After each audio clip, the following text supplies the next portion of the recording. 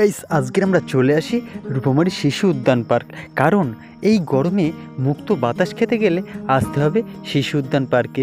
আজকের আমরা চলে আসি শিশু উদ্যান পার্ক, আর আপনারা দেখেই বুঝতে পারছেন কত সুন্দরভাবে সাজানো হয়েছে। আপনারা যারা এখনও আসেননি আপনারা চলে আসুন।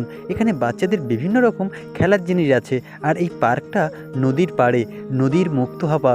এখানে আসলে আপনারা বুঝতে পারবেন যে কত সুন্দর পরিবেশ।